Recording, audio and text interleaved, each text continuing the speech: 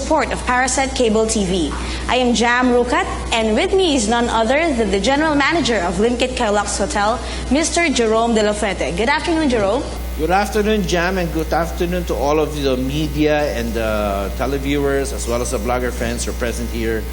We have come together with the second round of discussion on HIV and AIDS.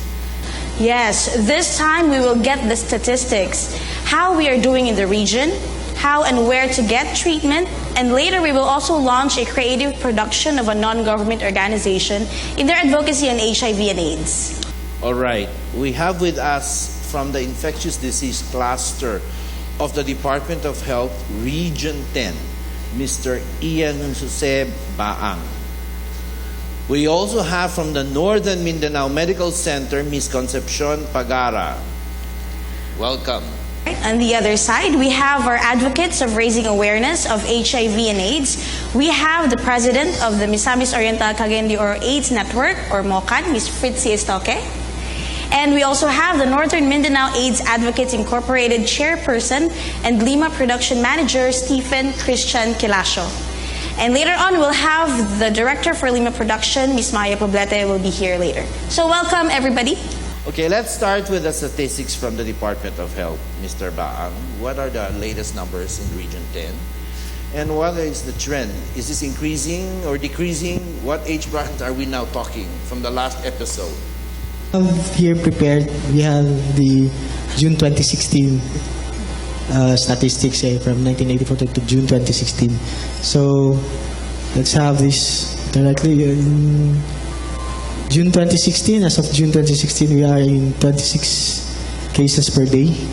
Okay. Here in the Philippines, not in the region, per day. 26 cases per day in the region? In the Philippines. In the Philippines, okay. Okay. So, still in this global AIDS profile, if you can see the presentation, the green ones is those that are green countries that have decreasing HIV cases. But us in here in the Philippines, we are increasing at a rate of 35%.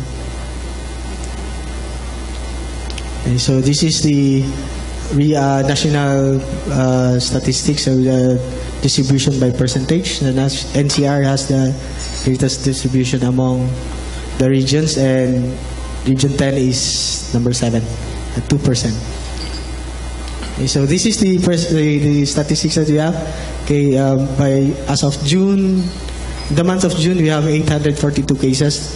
Most of them are symptomatic, and then most cases, most of them are males. Okay.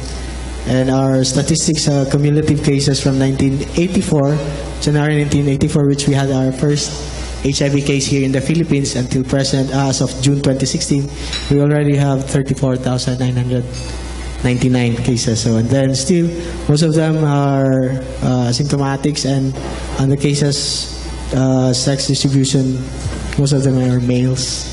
And on the age, they are from 15 to 24 years old, have the highest number of cases in the month of June, and in the cumulative statistics. Okay, and we have 4 pregnant women who have HIV. Okay, those who have started the ART, the antiretroviral therapy, out of 841, they started 611. And reported deaths, 63. Okay, so looking at your statistics, can we just go back to the statistics? I noticed that your highest in rate are usually in the 25 to 34, which is year to date. Oh, okay, as far as June is concerned, you have 15,316. Next then is the 15 to the 24th, and then 35 to 49. Maybe because biologically, or these are the ages that are sexually active, and those who can afford either to go out and they're independent. They can don't go out sa ilang balay-balay, ilang bahay, So 15 to 24 mga ages na they can go out to go to the parties, they are individual, or it's either if they will engage in transactional sex, pwede, because they can afford and they have work or anything else. looking at your statistics, Symptomatic. tonic case or and then as against symptomatic case versus AIDS case. Symptomatic means it's not full blown, or is AIDS They already? still manifest the signs and symptoms, like just like Kaposi sarcoma and other opportunistic infections. Okay, AIDS cases, there is already 2 or more signs and symptoms with regards to the opportunistic infection. And those people in the symptomatic cases are now monitored or are just left on their own? Some of them are monitored. Okay, some of them, because they undergo antiretroviral therapies. Okay, and with regards to these cases, now we encourage them to avail of the antiretroviral therapies. So that is why we can still monitor them. In all those 737 cases as of June in the Philippines, what is the percentage of Cagayan de Oro or region? Later on, by region, we are already at the distribution out of 841 for the month of June. We are at the 2% of the 841 Okay, in the cases. 2%, I notice now finally we see that National Capital Region is biggest, because the last time we had, I was very alarmed when they said Cagayan de Oro Region 10 was the highest, which I didn't agree. Only because now I finally see the figure. Now I'm satisfied with what I'm seeing, because I got very alarmed, so that we wanted to take part round 2, because we wanted to show everybody, hey, it's going up. What are we going to do about this? What is we, the private sector, as well as the government, is doing about this? It cannot be left on its own. It's either we give free condom or whatever we have to do, so that we bring or maintain our figures. Basically, with these cases now, we are still promoting, we are encouraging, because that is why we have increasing number of cases, because it's because of the program, the peer educators, those that are organizations that are reaching out to these population, this key affected population, these MARPs. So they're encouraged, they learn about HIV, about STI, and then they will be encouraged to undergo HIV testing. Okay? That is why we have an increasing case. It's sometimes we misunderstand that we have an increasing case.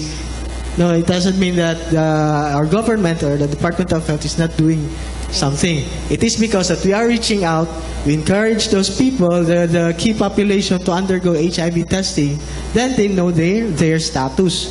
Okay? That it's either they are HIV positive or not. And that is why we have an increasing case that we undergo, we notice. Okay? So it's not that the government or the Department of Health is not doing. We are already reaching out to the grassroots level, to the key populations. That is why they are encouraged to undergo testing. So that is why we have more and more cases detected. Sir Jerome mentioned earlier that the last time we were here, sometime summer, he was alarmed because of it appeared that we have the highest number, because it was all over the news that we were number 2, number 3 in prevalence and incidence of HIV and AIDS. But that only focuses not on general population per se. It only focuses on MSMs, male having sex with another male.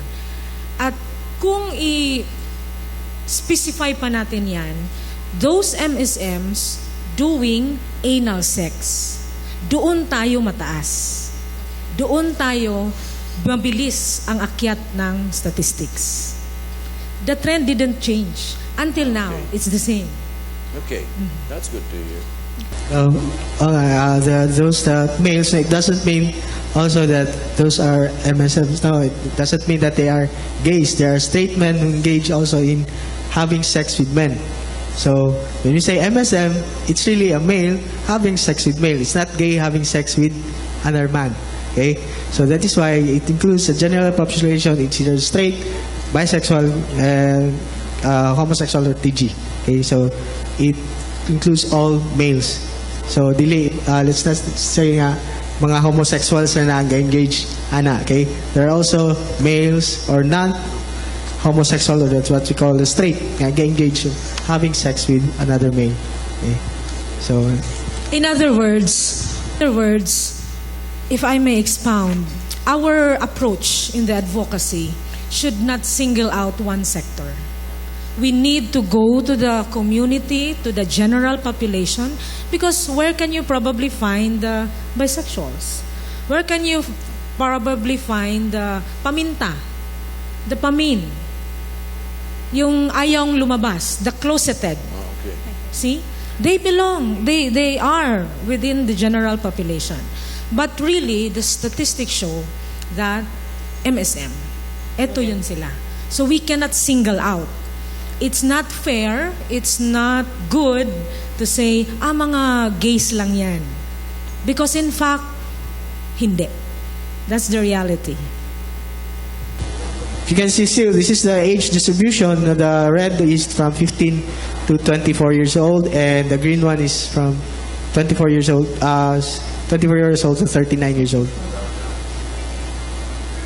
Okay, this is our distribution with regards to modes of transmission. Where did they get this, the infection? Okay, so if you can see, most of the statistics is on sexual contact. Okay, male to female, that is heterosexual. Male to male, sex, okay, is homosexual, and sex with male and female, these are bisexual modes of our sexual contact. So if you can see, in our statistics still, male to male sex through sexual contact has the most number of cases. Blood and blood products, we have 0 because our blood banks are very strict in screening the blood. Sharing of injectable needles, or these are the kinds of drug users that use injectable drugs. So the problem there is they are sharing needles, so that is why they get infected. If the user, the other user, is sharing it with another HIV positive, so there's about 90% probability of having the HIV or getting infected with HIV. So we have the needle prick injuries, mother to child. Okay, so we have 4 cases for the month of June 2016. This is if the mother is HIV positive and then she gets pregnant, the HIV can be transmitted from mother to child. Okay, and we have no data. So if you can see in the statistics, still through sexual contact has the highest number of modes of transmission. Sorry. Okay, so these are our cases in the region. Okay, so all in all, from our first case, we have 575 cases. So that's our statistics for Region 10. All right, so we have here Miss Connie of Northern Mindanao Medical Center, because NMMC is one of the treatment hubs in the region for HIV and AIDS. So what is the process of this, Miss Con, and how does a person living with HIV/AIDS go to your office to get treatment? And how many are enrolled this year? As of September, we have 363 registered PLHIV. We call them PLHIV because they are the people living with HIV. More of them are said asymptomatic. They are they look like us. They function well. They are productive. So we do not call them we label them as PLHIV. So as of now, we have 363. And out of these 363, we have 229 PLHIV active on antiretroviral drug therapy. As of January this year to September, we were able to enroll 80 PLHIV on the antiretroviral therapy. And so far, they responded well. And may I speak on the death? Yes, Please. This is basically educating the public. Yes, the expired, we call them expired, meaning they are dead. They were dead. From January to September, we have 18. And most, yes, ma'am. 18. And most of them are not yet on antiretroviral therapy. They went to the hospital in a stage 4 AIDS, meaning it's a full-blown, and they were not able to survive. So, Okay, what is stage 1, stage 2? Can you explain to us what is stage 1, stage 2, stage 3, and finally Stage 4. stage 4? when you say stage 1, that is the stage of the person is already infected, however, not showing any signs and symptoms. Some may complain of general weakness.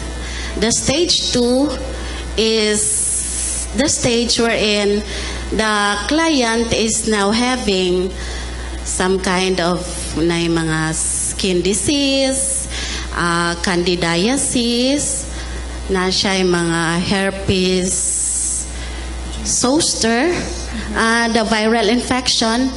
There is now not one or two opportunistic infection that sits in on the clients.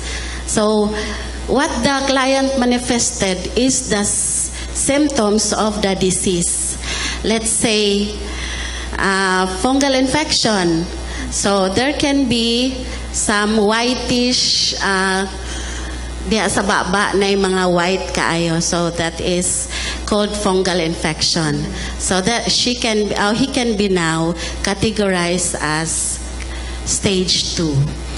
When the person living with HIV had already TB, pneumonia, herpes simplex, and others, na pay daghan pa sir, na mga infection that sits in, then he is now categorized as stage 4. Stage 3, sorry. Stage 3. When the infection sits in on the central nervous system, sa ulo na po, meron na pong mga meningitis, encephalitis, then the patients now demonstrate na drowsy na kayo siya. She can be confused. She can be labeled now as stage 4 AIDS. In other stage 4 AIDS, you cannot anymore do any treatment. Yes, we still can. In other words, we can still save this one. Of course, we can still save the person as long as dili pa niya sir oras. Because only God knows. Okay. According to, there is a code saying in the hospital, they say, only God knows OGK, only God knows. If the person, because the person now is manifesting lots of signs and symptoms of the infections that sits in, like, let's say, meningitis. So the person now is displaying meningitis signs and symptoms. If that person will respond on the medication, she can be treated then. Then after the treatment, maybe can rest for a while, then go to the clinic, sir, for a treatment for antiretroviral drug therapy. What does the drug do? It does not stop, right? You are just prolonging here because I understand AIDS is a virus. That's how I look at it. Yes, sir. Sir. And the primary role of the antiretroviral therapy is to suppress the viral load. Okay. And Suppress from spreading. suppress the number of the virus. So the Thereby- virus is still there. Virus is still there. Yes, but the it will not- virus is still there. They are just sleeping. The number of the virus are suppressed, thereby increasing the number of what we call the CD4 cell count of the immune system, making our immune system healthier. to counteract with other infections. Okay, that's good. Yeah. Well, there's a lot of misconceptions that we are going to unearth today, and the stigma with people living with HIV and AIDS. So some people are still afraid of kissing or even holding someone with HIV. And Ms. Fritz, what is our message here? The message is very clear. You don't get infected by just holding hands, kissing, hugging, sharing of food, sharing of utensils. These ordinary gestures and actions, no. No one can get the virus. And therefore, there's no reason for us to stigmatize, to yung bang pangdidirihan ang isang person living with HIV, no need. Because hindi. In fact, kissing, torrid kissing, walang hawaan. So it's safe. As a matter of fact, I learned that last time when, I used to remember I had this notion na every time I go to the disco, hawak ko yung glass ko. I will never release my glass anywhere because saliva is an exchange. But in this particular last episode, I realized that AIDS will not survive in air. So guys, it's not just, if you really get it, it's something more than what we are discussing. So let's help this one. So it's like that. You mentioned, yes, the virus will not survive in the air, in the atmosphere, being subjected to a certain temperature like we have right now, hindi magsasurvive ang virus. Medically speaking, according to our trainer, I am also a trained HIV counselor, 2 to 3 seconds na ma-expose, let's say, ang blood na infected with the virus, ma-expose yan sa atmosphere, malabas yan sa katawan ng tao, within 2 to 3 seconds, patay na ang virus. So there are only 4 body fluids where the virus can probably survive and be transmitted to another person. 4 lang. Blood, of course, seminal fluid, vaginal secretion, at saka breast milk. Yun lang 4. But outside the body, within 2 to 3 seconds, patay na siya. Alright, so but if we look at the numbers, the age group of people living with HIV is getting younger and younger. Stephen, how do you think this happened, and what can you say about the statistics? Any analysis of that? Well, statistics show that the age range of the people living with HIV is getting younger. So definitely it's the lack of education, I would say that, because I think and I believe also during our campaigns that the youth should be very educated about this. So the issue should be taught in school, it should be discussed with the parents, and also our youth of today, the millennials, are very explorative. They're very aggressive in terms of decision making, in terms of doing something that they don't want to do, and the statistics show that it's getting younger, and then that only shows that the trend is changing.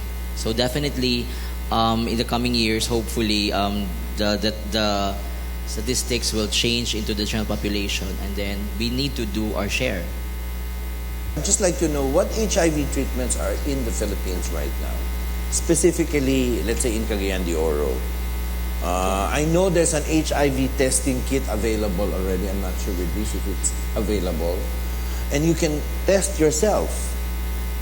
Okay, Ms. Connie? Yes, sir, for your first question. Yes. Is that about the HIV treatment in the Philippines. We have the first line medication, the lamivudine, sidovudine, with the nevirapine. Oh, that's A a very technical combination one. of- Can you tell us what it's all about? What am I gonna do if I go there, like that?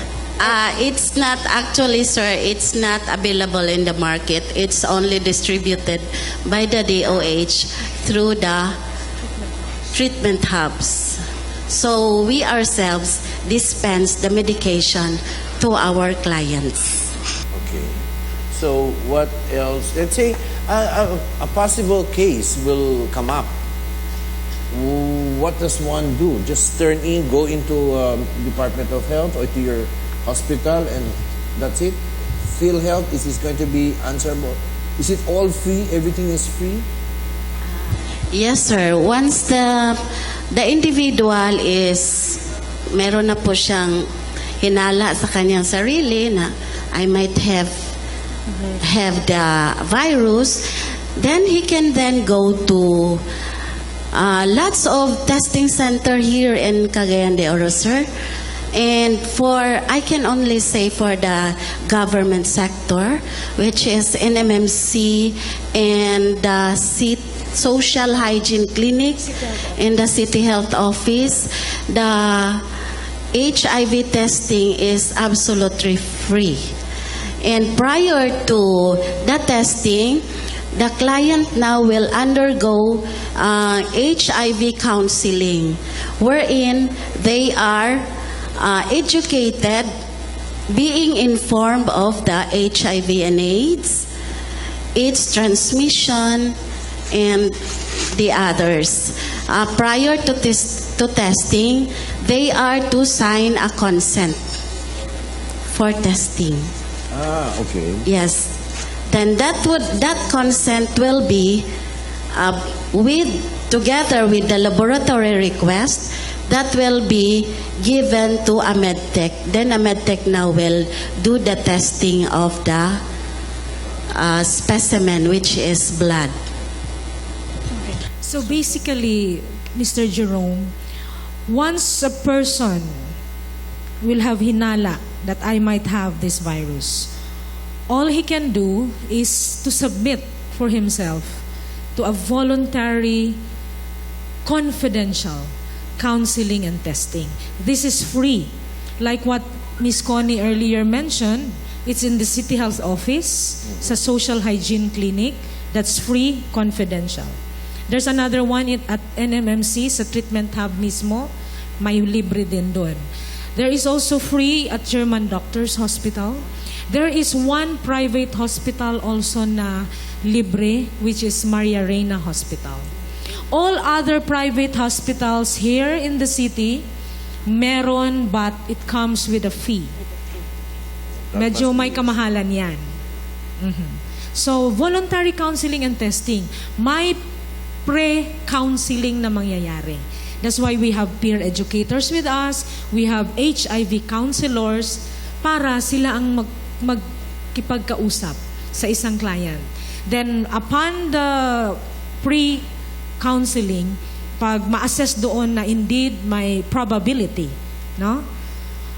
Yun, isubmit siya for blood extraction. Dito lang. Dito sa arm, about 5 cc ng blood. Yun ang gamitin for the HIV antibody screening test. That's the complete procedure. So once mag-reactive ang isang client, the same blood specimen, di na siya kukuha na ng another dugo. The same na na-extract sa kanya for the first time, ipapadala for confirmatory test in Manila. To be exact, at SACO, a certain laboratory in Manila. After 2 to 3 weeks, babalik yung result dito, papabalikin na naman yung client. Siya ang tatanggap, siya ang mag-remove, ng result. So after that, kung confirmed positive ang lalabas, that's when, as an HIV counselor, mag-refer na kami sa kanya to the treatment hub. So basically, yun ang mangyayari. HIV in the Philippines is still the lowest compared to the other countries. So that's to us is good indication that we are still on the safe side. And don't get me wrong when I say safe side, but at least we can be assured that this is a virus. It's not something that you can get anywhere. It's a virus that we have to be aware of. To me, as I said, HIV is a virus. We cannot allow it to destroy the lives of the fellow Filipinos. We can stop HIV transmission only through collective societal effort, beginning with a widespread awareness about HIV and necessary preventive behavior and measure. Speaking of hope, our friends in Lima Production Incorporated will launch their second production on the stories of people or persons living with HIV and AIDS, what it's all about. And let's go and see Maya. This is actually our second year for Lima. The first one was last year. Lima started as a dream project, courtesy of these two people here. Last year, we gathered around 60 stories from Cagayanons. They shared their experiences. Some of them are family members of persons living with HIV. Some of them are PLHIV themselves. So, and then we sifted through the stories and then chose 5 out of the 60. So this year, since there's still a lot of stories, unheard stories, and these are from Cagayan de Oro. These are from real people, people we interact with every day. We just do not know them siguro. We decided to come up with a part 2. So, Lima for this year is called Lima Pagdawat, acceptance. Because after the realization that HIV and AIDS should not be something that you should be, what term will you, that HIV and AIDS are persons living with HIV should not be discriminated. After that realization, it should be time to accept them. On our part, we should accept them into our society, into our lives. And on the part of the PLHIV, acceptance means accepting the kind of life that they are now living, so they are aware of what they need to do, and then also to share their experiences to others, so that the people who do not understand yet what HIV and AIDS really are will become more open and aware. So that's primarily the intention of staging Lima. These are monologues. So these are not the usual play. This is not the usual play that you see on stage. These are all monologues. There are 5 characters that tell stories of 5 Cagayanons. Lima Pagdawat will be shown. The monologue is on December 2 at Liceo de Cagayan University. So, teaser lang yan. Okay, all right. Now, we are opening the floor for questions from our friends who are with us today. By the way, I'm Ursel Bandig of Energy FM and PNA. I'm interested on the monologue on December 2, how long it takes, and what do we expect? Give us some bird's eye view on that drama. For the Lima Pagdawat, it's like an hour show. It's monologues of people living with HIV. These are real stories that we crafted. We started early this year for the production. So definitely, monologue siya, isa-isa sila. And then, it's a donation base because we have proceeds. There's a fraction for the donation that we'll be giving to shelter for people living with HIV and to certain organizations. So we'll be doing it for a second round. And then if ever you're interested, we are free to do some excerpts and then a full show. We would be gladly accept that offer for any. Yeah, because what we did actually in Ketkay and also in Xavier University last year. Yes, ma'am. The first question was how many cases na are there? Are dead.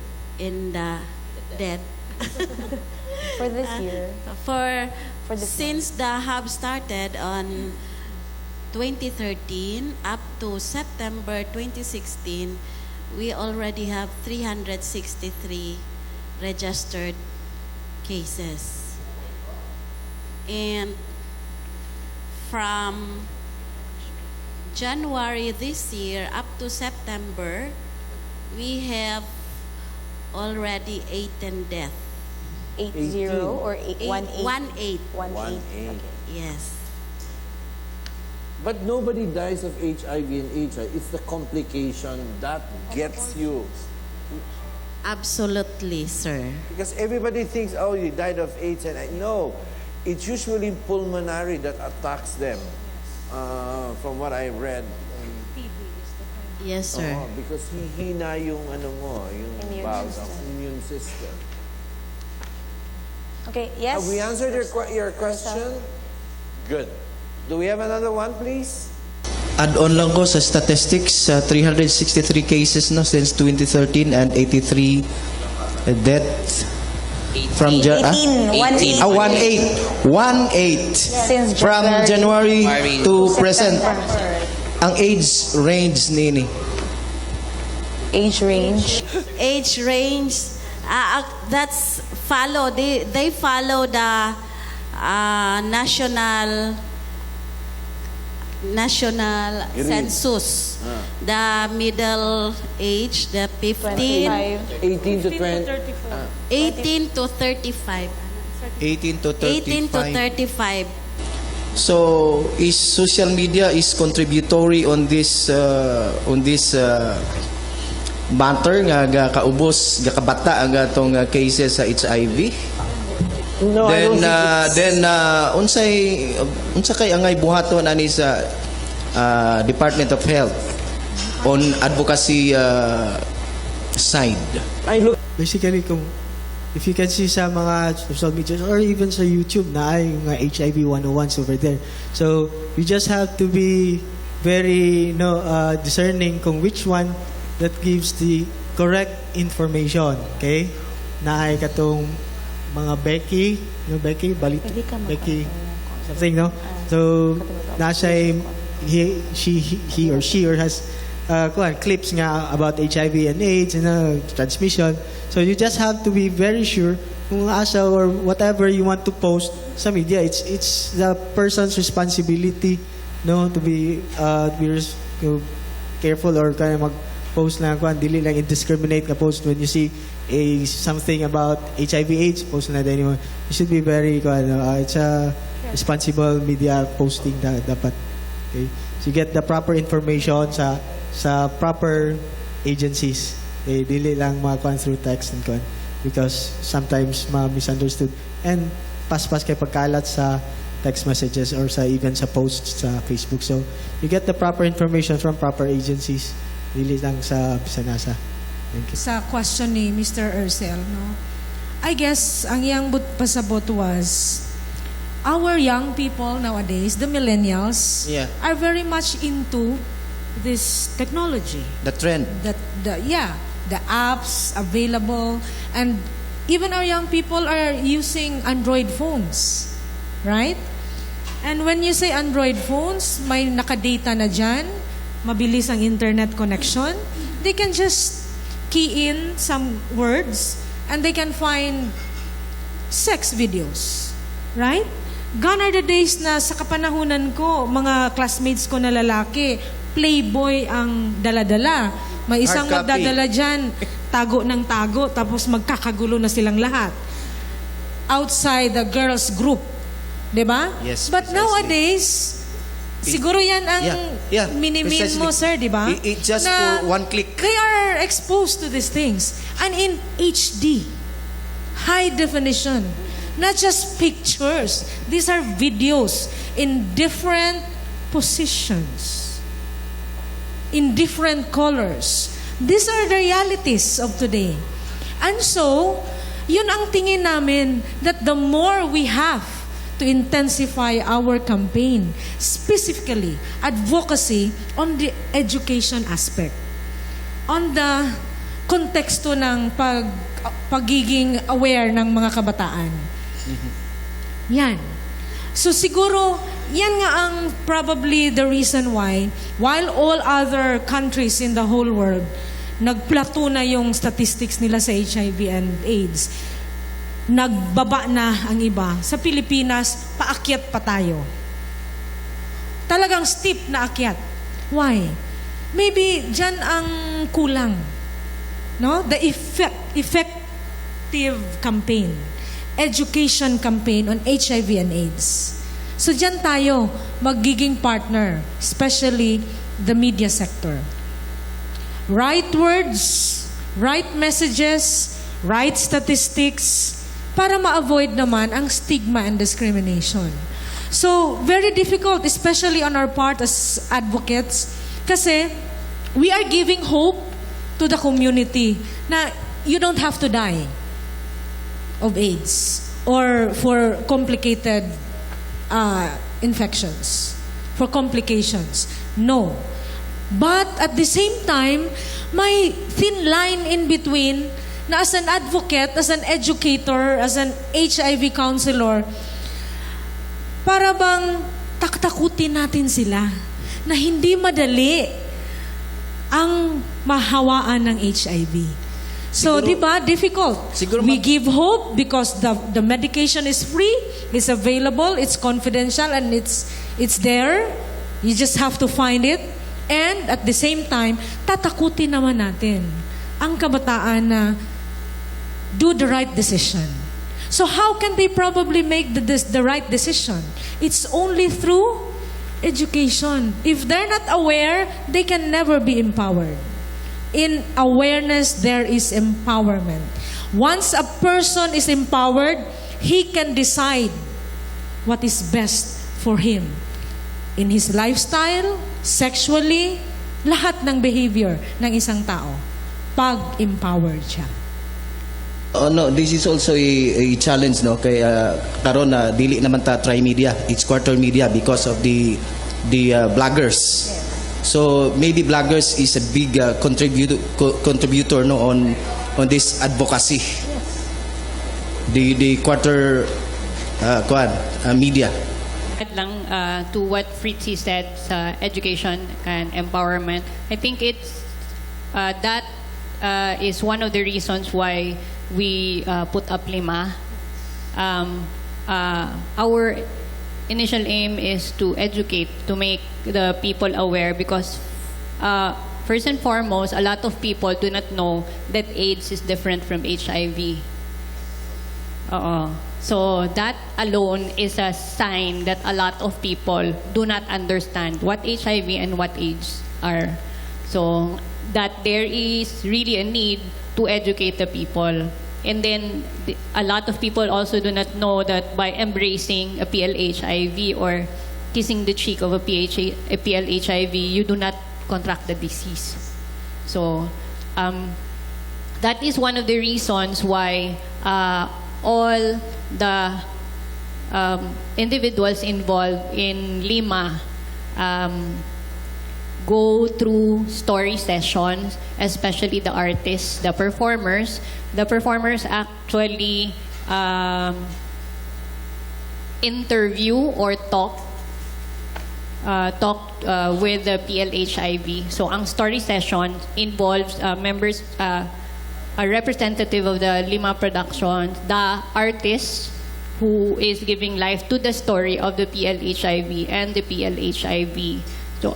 So it makes their monologues realistic because they know, they understand what they are talking about, and they met the person that they are talking about. It's an important part of education din siguro, and we believe that's the best way to educate the audience.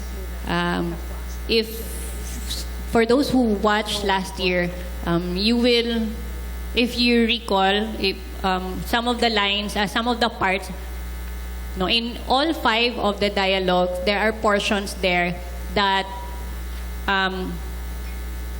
narrate what a person living with HIV goes through from the time that he found out nga he is infected, and then going to the treatment and everything. So it's really part of the education and awareness campaign. So I agree also with what Fritzy said. It's not as big as social media, siguro, the audience, but I think it also has an impact.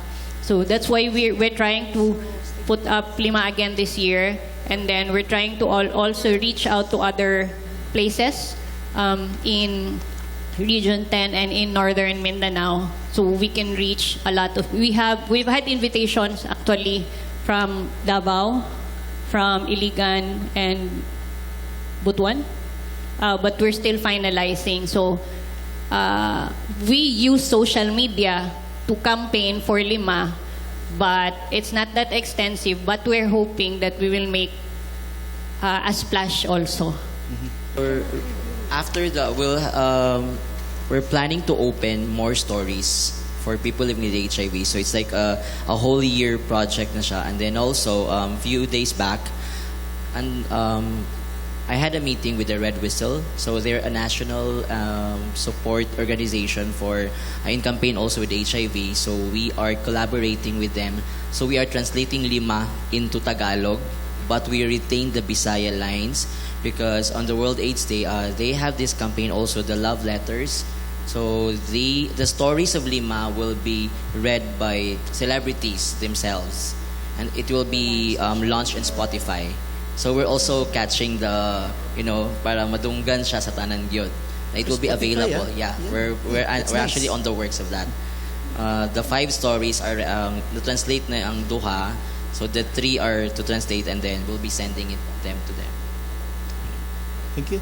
To Mr. Urcel's query na anong ginagawaan, what more will you do for the advocacy? Kung alam nyo, we have this Be Aware, Not Beware campaign in partnership with ABS-CBN. Nag-start kami nito as early as August of this year.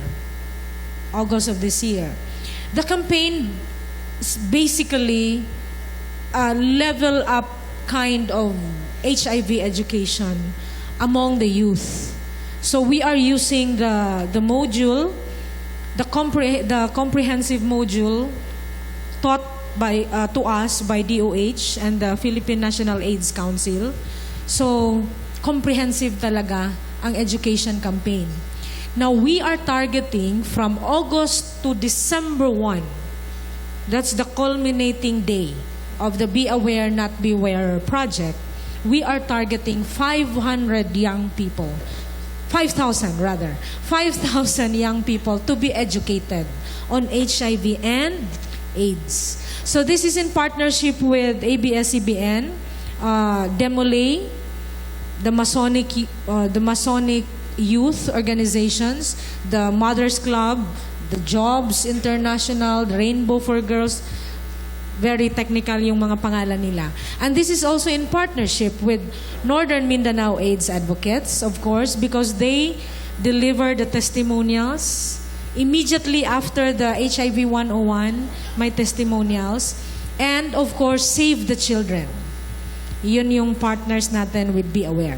Apart from that, DOLE has also intensified their implementation on the Department Order 102-10. What is 102-10? This is the HIV and AIDS workplace policy. Talagang through DOLE, nag-mandate sila na lahat ng companies, lahat ng empleyado nila, whatever institution or establishment is that, i-educate nila ang mga katauhan on HIV and AIDS and come up with a similar HIV workplace policy. As shared to us by Mr. Jerome, this is from Pure Gold, the same owner of SNR. They were able to come up with a workplace policy. Mandato na ito. Everyone, all companies are compelled to do this. So, yun lang. But may segue ako ng kaunti. Medyo may na-mention si Sir Urcel na term victim.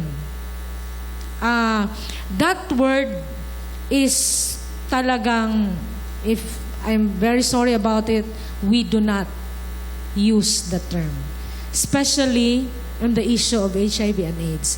The word victim is in itself stigmatizing already. They are not victims. The persons living with HIV, Yun ang tamang term. Yun ang politically correct term. Not stigmatizing, not discriminating, however you call it. Please. Thank you, sir. Thank you. Especially on paper, please, we do not use the term victim. And AIDS carrier, HIV carrier, For the Lima, ang Lima nindot ang programa is more on education campaign in every school. Narim right? Nag-ano mo kada eskwelahan? Yeah, we went to Xavier and then Another school, mga public school, just like Puntod, just like yung mga national high school. we are in that planning stage pa. Pero we showed Lima earlier this year sa Little Theater sa Xavier. So that was that was the first time siguro that Lima was exposed to a younger crowd. But it was open to all, not just to Xavier students. But it was the first time na ang venue na was nearer the city, sa centro of the city and nearer the student population. It's also worth noting that we started the show with summarized version of HIV 101. So I'm sure, we are pretty sure na medyo daghan po nakuha ang students. Kasagara. For the Be Aware Not Beware campaign, Aware. sir, we Yeah. go to public schools. We do not choose, not just private schools. In fact, sa ngayon, mas marami na coming from the public schools.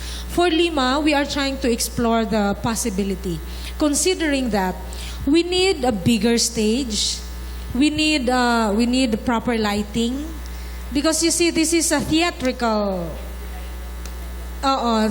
presentation, and kailangan namin ng magandang sound system ng Just like here. yeah, and also the parental guidance for the dialogues.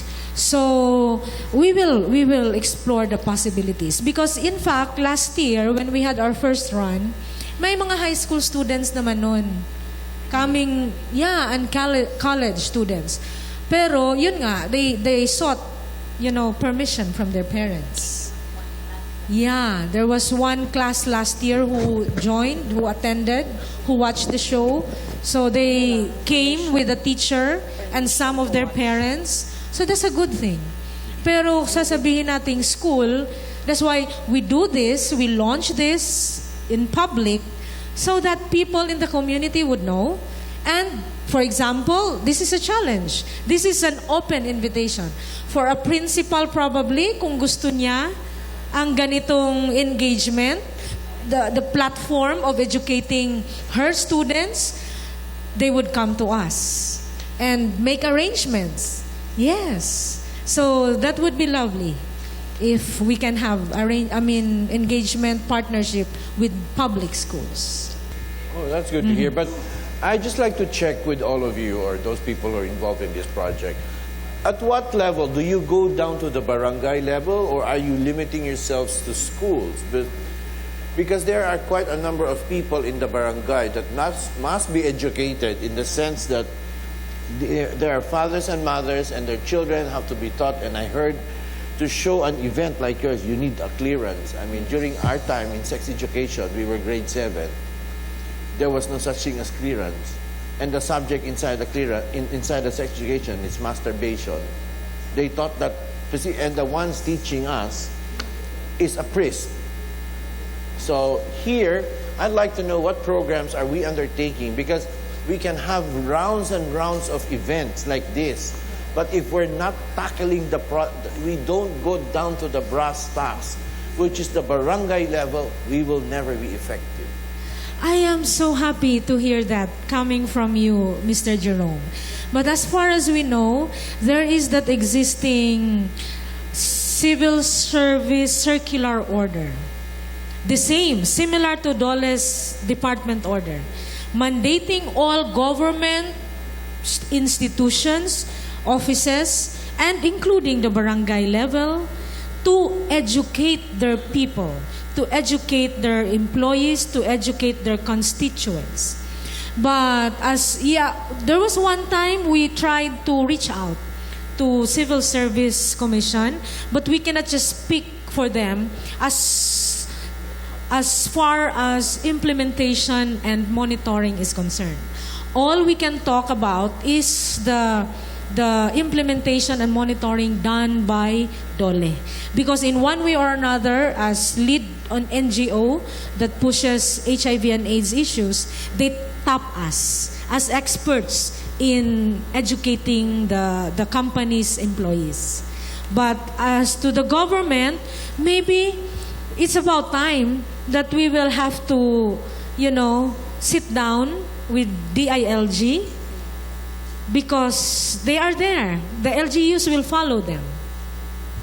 Well, I guess also one of the things we need to consider is also, would like to encourage the bloggers to maybe your involvement, more involvement on this in disseminating, because if you're aware there's barangay, okay, you coordinate with the Department of Health, we probably know where the caravan is. Maybe you can join them and so you can see for yourself what efforts are being done. I for one, I'll be interested to see what really happens. Tell me, even if my schedule is tight, I would want to look at, because it will just justify whether we will have a round 3 or episode 3 of this HIV. It's not an easy. We have the bosses of PIA. We have to consider a lot of things, but if it's worth your time and my time, we shall do it live in the area. I believe so many of these questions have been answered, as well as the information to help us continue our advocacy in our own little way. Now, as I said earlier, if there's a session and that there's a caravan, we'd love to do it. We can probably broadcast right there and see for ourselves, and we can have snippets of what happened in all this caravan or barangay, at the barangay level. I'm very concerned with the barangay level. I am not concerned at the moment with schools, because the schools we can attack easily. We can identify the number of schools, but what is here is important is to go down to the barangay, to the rice field. This is where that thing happens, not in Cogon or Divisoria. It's right there in our farmland. And Jam, any more? Yeah, do that. We should sit down to do that. All right, so we have come to the last part of our talakayan. We'd like to thank our guests for spending the time with us and giving us valuable information. To Mr. Baang of DOH, thank you, sir, and Ms. Pagara, Ms. Connie of NMMC, and Ms. Maya of Lima Productions, Ma'am Fritzy, and Sir Stephen of Lima Productions. And of course, the cast and the actors of Lima. Thank you for coming and showing us your craft.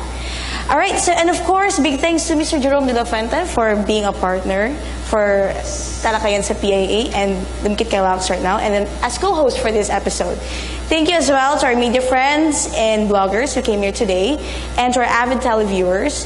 And of course, we'd like to extend our big thanks to Parasat Cable TV. In behalf of our regional director, Franklin Gumapon, this is Jam Rukat. Thank you for your consistent support in this Talakayan. Until the next episode, thank you and good day.